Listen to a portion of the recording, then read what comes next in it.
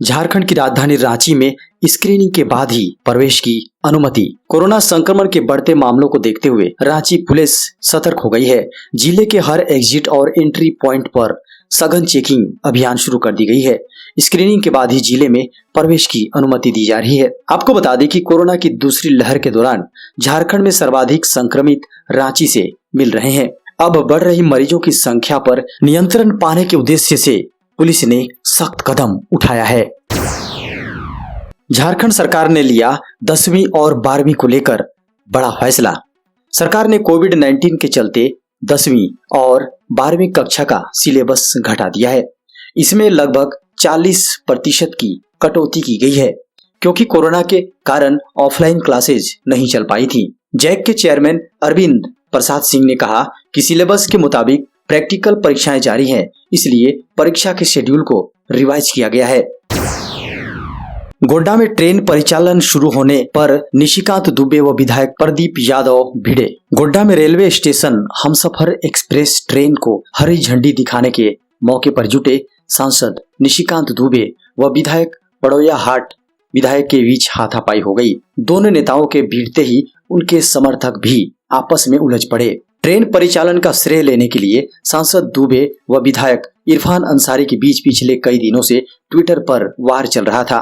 दोनों एक दूसरे के खिलाफ जमकर बयानबाजी कर रहे थे। 8 अप्रैल को जब ट्रेन शुभारंभ के मौके पर सभी जुटे तो सांसद व विधायक आपस में उलझ गए। आपको बता दें कि इस हमसफर एक्सप्रेस ट्रेन के रूप में गोड्डा से पहली बार ट्रेन सेवा की शुरुआत हो रही है, जिसका श्रेय लेने के लिए स्थानीय नेताओं में होड़ लगी है।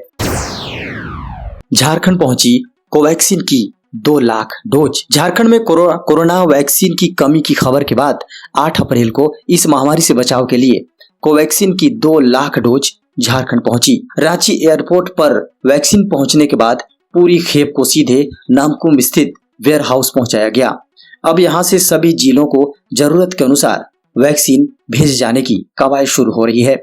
दूसरी तरफ शुक्रवार यानी कि आज कोविशील्ड वैक्सीन के 10 लाख डोज झारखंड पहुंचेंगे। नक्सलियों ने 5 दिन बाद बंधक जवान को किया रिहा। सूत्रों की माने तो नक्सलियों ने 5 दिन पहले सीआरपीएफ के जिस जवान को अगवा किया था उसे रिहा कर दिया गया है। इस जवान को नक्सलियों ने बीजापुर सुकमे हमले के बाद बंधक बना लिया था। इसके बाद से ही देश भर में इस जवान की रिहाई की मांग उठाई जा रही थी। इससे पहले बुधवार को नक्सलियों ने यह खुलासा किया था कि राकेश्वर सिंह उनके कब्जे में है। साथ ही नक्सलियों ने उन्हें छोड़ने की शर्त भी रख दी। यह भरोसा देने के लिए कि राकेश्वर उनके ही कब्जे में है, नक्सलियों ने बुधवार सुबह उनकी लाइव फोटो भी जारी कर ये बता दिया है कि कोबरा बटालियन के जवान राकेश्वर सुरक्षित हैं। रांची के ब्लड बैंकों में खून की कमी। कोरोना काल में लोग नहीं कर रहे रक्तदान। कोरोना का संक्रमण बढ़ते ही झारखंड की राजधानी रांची के ब्लड बैंकों में खून की बहुत ज्यादा कमी हो गई है। रिम्स में तो महज 1 दिन का खून बचा है, तो सदर अस्पताल में भी केवल 3 दिनों के लिए ही खून शेष है। रिम्स के ब्लड बैंक में तो खून की कमी के चलते जहां थैलेसेमिक बच्चों को खून मिलने में परेशानी हो रही है, अन्य मरीजों के परिजनों को बिना डोनर के ब्लड नहीं मिल पा रहे हैं। खबर झारखंड के मौसम की। 9 और 10 अप्रैल को होगी बारिश। मौसम विभाग की ओर से आने वाले कुछ दिनों तक बारिश की संभावना जताई गई है। विभाग ने बताया कि 9 और 10 अप्रैल को झारखंड के अलग अलग हिस्सों में बारिश हो सकती है।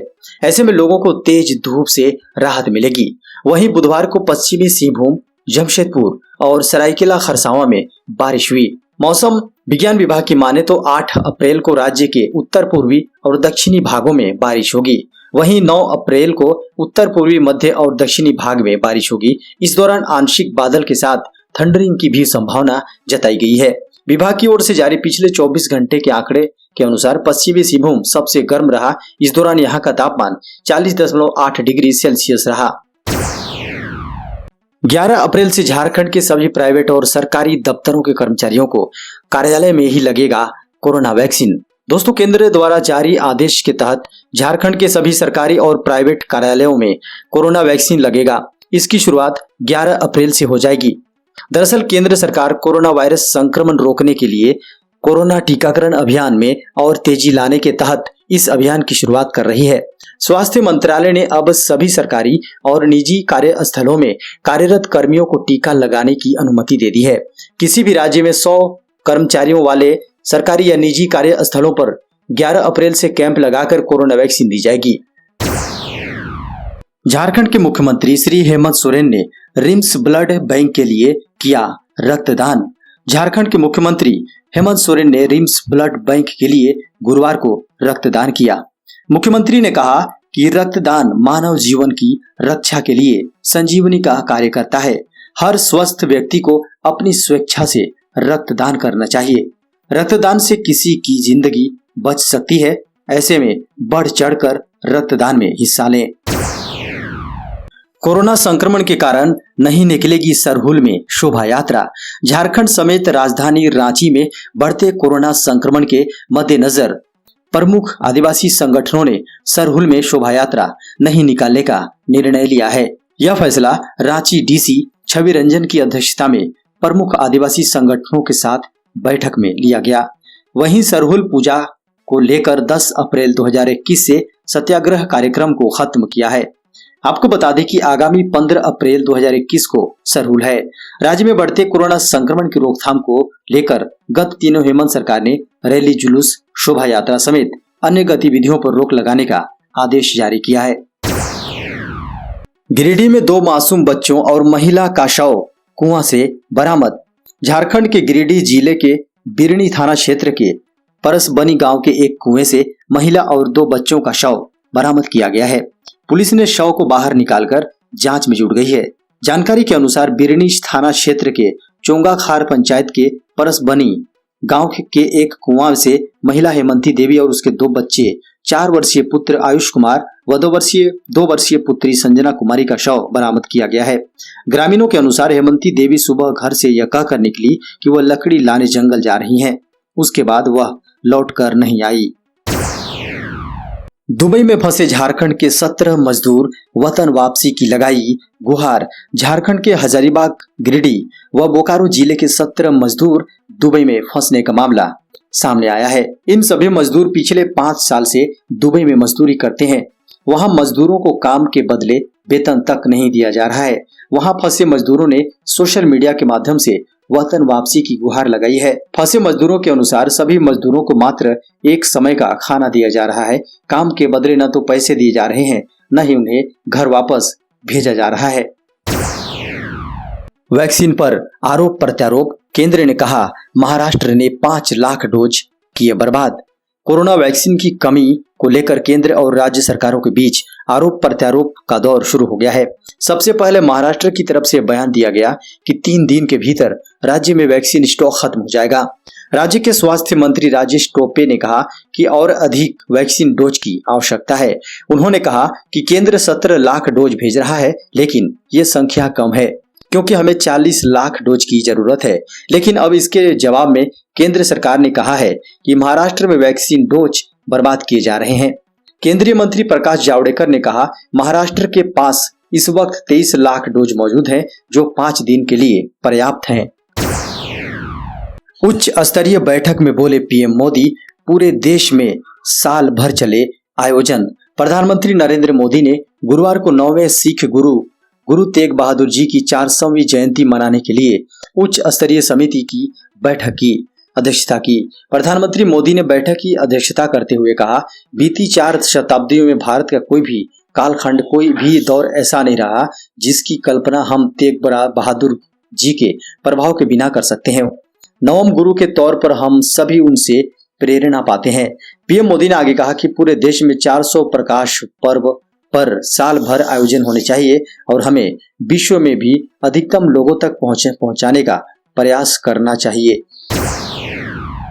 कोरोना के नए आंकड़ों से सहमा देश, कई राज्यों में दिखने लगी सुनसान सड़कें। टेस्टिंग से लेकर वैक्सीनेशन तक तमाम प्रयासों की तेजी के बावजूद महामारी कोविड-19 की जकड़न में फंसा देश छटपटा रहा है। इस क्रम में देश के अधिकांश हिस्सों में लॉकडाउन व कर्फ्यू जैसे फैसले लिए जा चुके हैं। कहां इस साल की शुरुआत में स्कूलों के भी खुलने के संकेत स्पष्ट तौर पर दे दिए गए थे, लेकिन अब जब हर दिन 1 लाख से अधिक कोविड-19 के नए मामले सामने आ रहे हैं, तो लाचार होकर फिर से शिक्षण संस्थानों को बंद करने का फैसला लिया गया। रोज आने वाले भयावह आंकड़ों से यह स्पष्ट है कि देश कोरोना की दूसरी बड़ी लहर की चपेट में है। आपको बता दें कि इससे बचाव को लेकर देश के सर्वाधिक संक्रमित राज्य महाराष्ट्र में तो वीकेंड लॉकडाउन और नाइट कर्फ्यू लगाया जा चुका है। रिम्स ने मरीजों की भर्ती पर लगाई रोक, आई ये वजह सामने। दोस्तों, कोरोना संक्रमण के बढ़ती रफ्तार को देखते हुए रिम्स प्रबंधन ने फैसला लिया है। रिम्स में सामान्य मरीजों की भर्ती और सर्जरी पर अगले आदेश तक रोक लगा दी गई है। कोरोना संक्रमितों के लगातार बढ़ते मामले को देखते हुए रिम्स प्रबंधन की तरफ से यह फैसला लिया गया है। इससे पहले बुधवार को क्लिनिकल विभागाध्यक्ष हो और कोविड-19 टास्क फोर्स के सदस्यों के साथ बैठक हुई। इसमें कई बिंदुओं पर विस्तार से चर्चा हुई। उद्धव सरकार को सुप्रीम कोर्ट से झटका, अनिल देशमुख के खिलाफ जारी रहेगी सीबीआई जांच। सुप्रीम कोर्ट ने महाराष्ट्र सरकार और उसके पूर्व गृह मंत्री अनिल देशमुख की अर्जी खारिज कर दी है। दोनों ने बॉम्बे हाईकोर्ट के उस फैसले को चुनौती दी थी जिसमें 100 करोड़ की वसूली के आरोपों की सीबीआई जांच का आदेश दिया गया था। मुंबई के पूर्व पुलिस कमिश्नर परमबीर सिंह ने देशमुख पर वसूली का टारगेट देने के आरोप लगाए थे। इस मामले में सुप्रीम कोर्ट ने गुरुवार को कहा, यह 2 बड़े पदों पर बैठे लोगों से जुड़ा मामला है। लोगों का भरोसा बना रहे, इसलिए निष्पक्ष जांच जरूरी है। हम हाईकोर्ट के आदेश में दखल नहीं देंगे। सीबीआई की तरफ से की जा रही प्राथमिक जांच जारी रहेगी। कोरोना संक्रमण को लेकर रेलवे भी हुआ सतर्क। सफर से पहले यात्रीगण इन बातों का रखे ध्यान। देश में कोरोना वायरस का संक्रमण तेजी से बढ़ता जा रहा है। कई शहरों में नाइट कर्फ्यू लगा दिया गया है तो कई शहरों में लॉकडाउन लगाया गया है। इस बीच ट्रेन में भी सफर करने वाले यात्रियों को फिर से कोविड प्रोटोकॉल का सख्ती से पालन करना होगा। इसे लेकर रेलवे ने यात्रियों को जागरूक करना भी शुरू कर दिया है। बढ़ते संक्रमण को देखते हुए रेलवे मंत्रालय ने ट्वीट कर यात्रियों से अपील की है कि वे यात्रा करने से पहले विभिन्न राज्यों द्वारा जारी स्वास्थ्य सलाह संबंधित दिशा निर्देशों को जरूर पढ़ लें। खासकर वे जिस राज्य में जा रहे हैं उस राज्य के दिशा निर्देश जरूर ध्यान में रखें। सचिन तेंदुलकर ने दी कोरोना वायरस को मात, मिली अस्पताल से छुट्टी। दिग्गज बल्लेबाज सचिन तेंदुलकर ने कोरोना वायरस को मात दे दी है। सचिन तेंदुलकर को गुरुवार को अस्पताल से छुट्टी मिल गई है।